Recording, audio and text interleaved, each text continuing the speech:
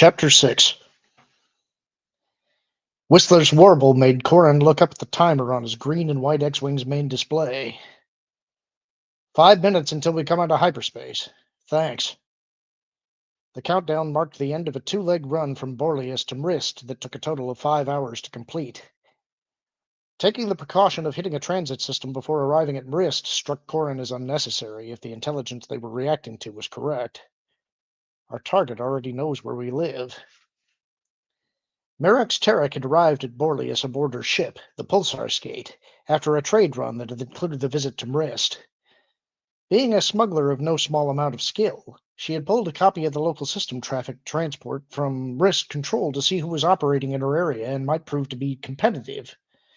One of the ships on the list was a freighter by the name of Vengeance Derra IV. When she arrived on Borlius, she asked Emtray for any information he had on the ship, and that resulted in their recon flight. Corin fought to clear his mind and focus on the mission. That was not an easy task because of two bits of information the Squadron had received a couple of hours prior to the mission being planned and launched. The first was confirmation by Theferan officials of Bror Jace's death. He had been the hottest rogue pilot in the Squadron's first 5 missions, amassing 22 kills to eclipse Corin's mark by 1. Upon his return from his last mission, he was called back to Thefera because of a relative's impending death, but he had never arrived at his destination. Everyone had feared the worst, but until Theferan officials backtracked his intended route and they had found debris from a destroyed X-Wing, everyone had hoped for the best. Though Corin and Bror had been rivals, they had also understood each other. Without that understanding, Corin probably would have accepted news of his death as easily as the others did. The Theferans reported that an Imperial interdictor cruiser had been working in that general area, so the scenario appeared to be that Jace had been pulled out of hyperspace a bit prematurely and jumped by ties and destroyed. It seemed plausible to Corin, except that no one reported finding any TIE fighter debris. If I got jumped, I would have taken some of them with me. Corin did admit to himself that Bror could have been surprised and killed with a lucky shot or two, but that struck him as unlikely. If his ship had malfunctioned or something else had gone wrong, then Bror would have been helpless. The problem with that theory was that the unit's chief tech, a Verpine named Zrai, kept the X-Wings in prime condition.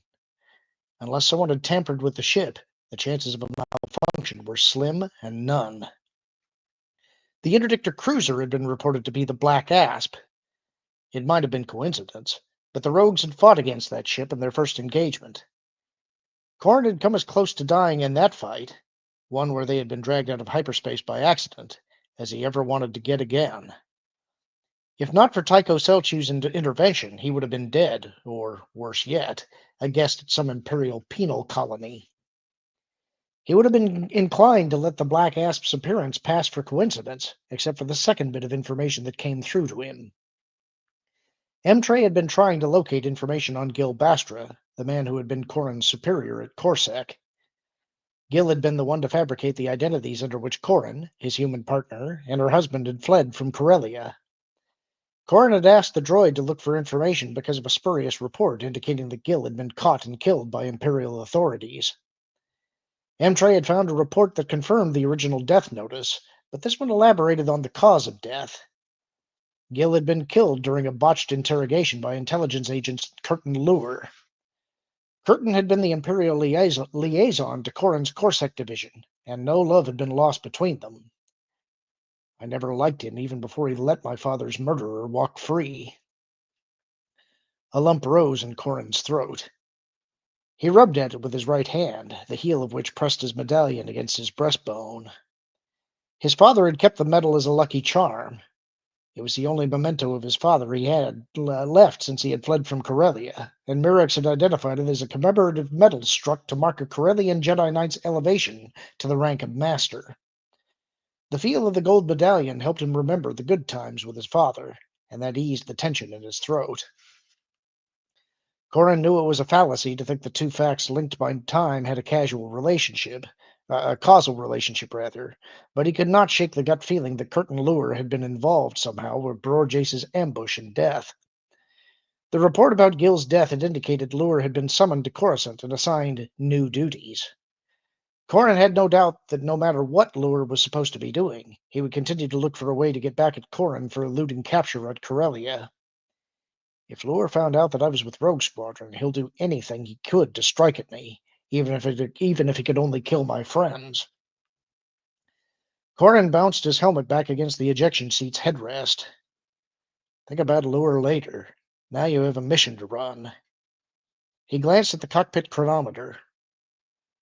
10 seconds to reversion to real space. Hang on, Whistler. We're going in hot. The wall of light outside the cockpit exploded into a million pinpoints of light as Rogue Squadron burst into the Gartier system. Their jump had been plotted with spectacular precision, exceeding even that for which Silistans were renowned, so they appeared below the planetary plane, heading in towards Mrist via the South Pole. Pash Kraken had suggested that approach since the austral polar continent was known to be too geologically unstable for the Mrist Trade and Science Academy to have set up any astronomical observation posts. Rogue Squadron had not expected to arrive unnoticed, but they wanted as little data about them collected for as long as possible. If Vengeance was monitoring the same sort of traffic control reports that Mirex had pulled, the arrival of 8 X-Wings would attract attention. The arrival of 8 mongrel snub fighters, for that was what Rogue Squadron's navigational beacons proclaimed them to be, would barely be noticed. Data collection from stations on the planet would eventually be collated with the traffic data and point out that the Uglies, to use the Corellian nickname for such rebuilt craft, were performing like X-Wings in good repair. With sufficient luck, this anomaly wouldn't be noticed until after the mission was over. Corin was willing to settle for it being overlooked until they'd found Vengeance. The X-Wings swept up and around the fringes of Mrist's atmosphere and caught their first glimpse of Vengeance glinting in sunlight. Whistler, what's the ship next to Vengeance? The droid chittered for a moment, then displayed the answer on Corin's secondary monitor. The ship was a medium-sized transport calling itself Contrim's Pride. Whistler appended to his identification a criminal behavior code that Corin recognized as meaning the ships were moving in tandem, remaining steady to facilitate the transfer of cargo. This is just like spotting smugglers back with Corsac. Before Corin could key his comm unit and let the others know Pride was in league with Vengeance, Pash Kraken's voice filled the comm channel. 12, Pride is bad. How do you know that for? Captain Nunab asked. Contrim's my home world. Naming conventions for ships restrict virtues to capital ships.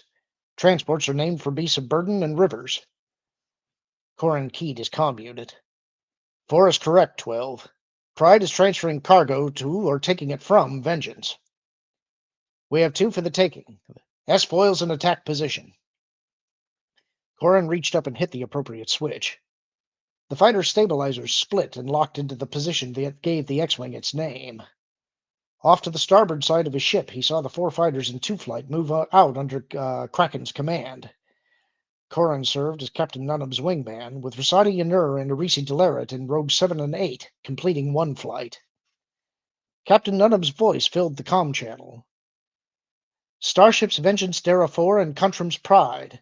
This is Captain Errol Nunab of Rogue Squadron. You have violated New Republic space. Stand down. Drop your shields. Prepare to surrender your vessels. Corin's green eyes narrowed as the ships began to move apart. Be alert, rogues. They're moving, and the one thing we know Vengeance needs more of is ties. As if summoned by his words, a dozen TIE starfighters and interceptors boiled out of the gap between the 2 ships. They needed pilots too, 9, which they apparently got 4. Cut the chatter. 2 flight, take Vengeance. 1 flight, we have cover.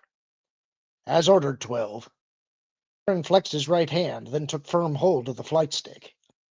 He thumbed his lasers over to dual offset mode that fired them in pairs. Doing that meant each shot packed less power, but he got a faster rate of fire. In the sort of wheeling, twisting dogfight the eyeballs and squints promised, rapid fire was devoutly to be desired. I have your wing, 12. No sooner had he said that than Nunab's ship side-slipped to port, then dove towards the planet. Corin had no idea why she'd done that, but he followed her as best he could, remained off her starboard stabilizer, and back a bit. As he started to follow her, as she pulled up and out of the dive, he saw her lasers flash and the lead eyeball exploded.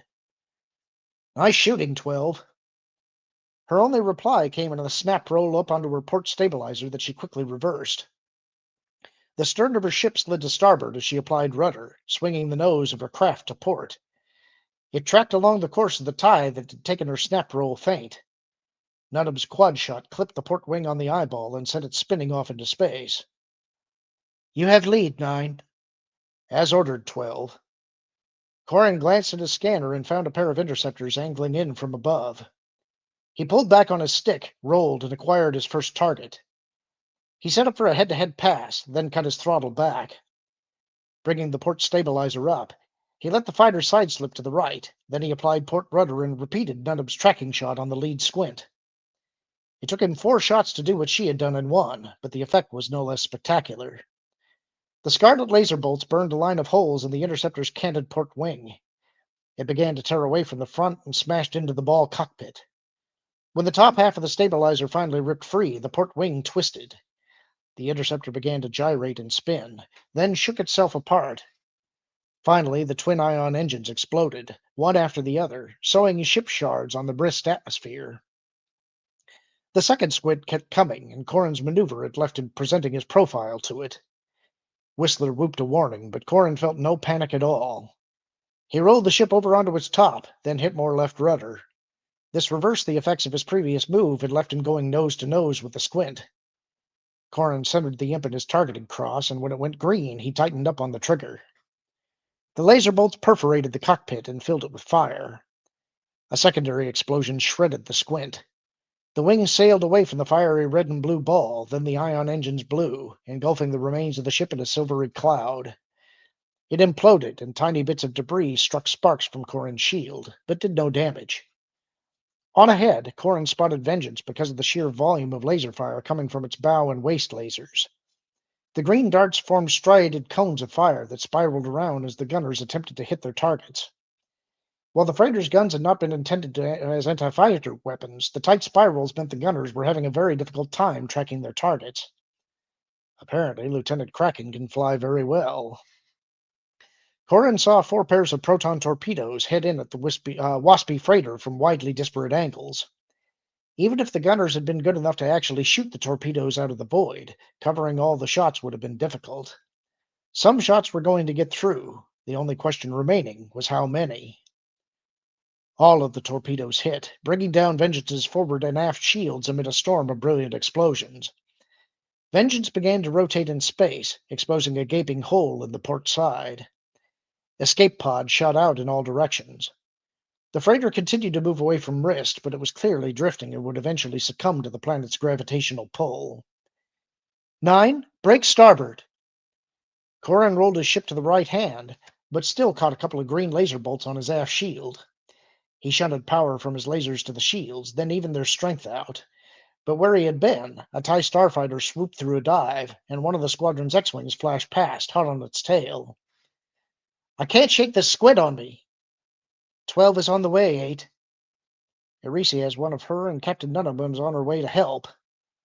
Corin saw 2 TIE starfighters streak down and past him, coming in on an oddly angled vector. He wondered what they were doing until Whistler put a track up on his screen that showed them to be on an intercept for Rogue 7, the ship that had called for him to break. Her target's pulling through a tight loop, and she's following, while the 2 girls try to cut across the circle and nail Rosati. Not if I can help it. 7, watch your aft. I'm coming, but be prepared to break up and right if I call. I copy, 9. Almost have him. Corin rolled the ship to port, then hit enough rudder to stand the X-Wing on its nose. He punched the throttle full forward and angled in at the 2 fighters following Rosati's ship. He switched his targeting system over to proton torpedoes, but didn't target the TIEs immediately. Some models have a target lock warning system. If I give them a chance to dodge, they will. He took a quick breath, blew it out, then let his range on the lead TIE drop to 1 kilometer. Nudging his stick forward, he impaled the eyeball on its targeting crosshairs. The HUD went red. Whistler sounded the solid tone, and Corin hit his trigger. The proton torpedo launched out and hit the lead eyeball dead on. It pierced the starfighter's port wing, then exploded right in front of the cockpit. The central ball crumpled as the wing disintegrated. The bulk of the craft went tumbling off down Rist's gravity well. Corin switched back to lasers and sideslipped right. He snapped a quick shot off that dinged the other tie's starboard wing, but failed to get enough of it to do significant damage.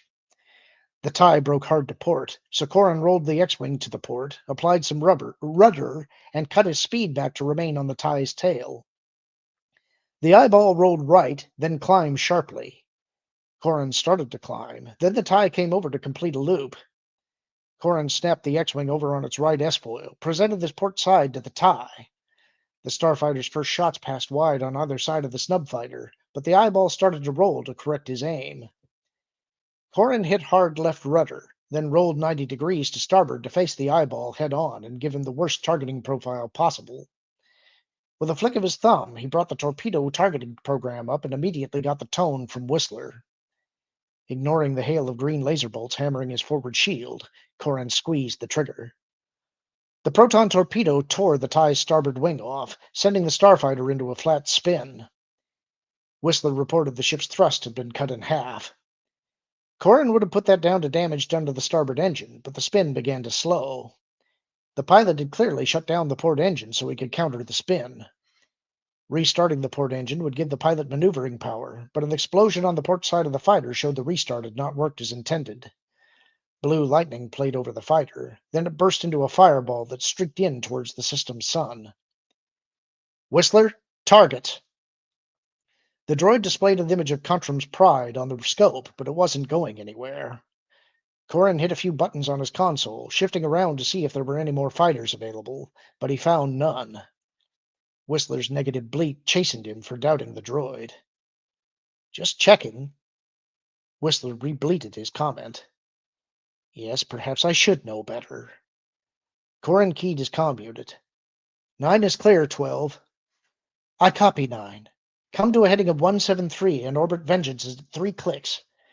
4 has convinced Pride that it wants to help stabilize Vengeance so it doesn't do an atmospheric dive. Mrist Disaster Control is scrambling for recovery operations. As ordered, 12. Corin smiled. And Captain? Yes, 9? Impressive flying out there. Welcome to Rogue Squadron. You're definitely one of us. Thanks, 9. It's nice to be home. That's the end of the chapter. Hope you enjoyed it. Talk to you soon.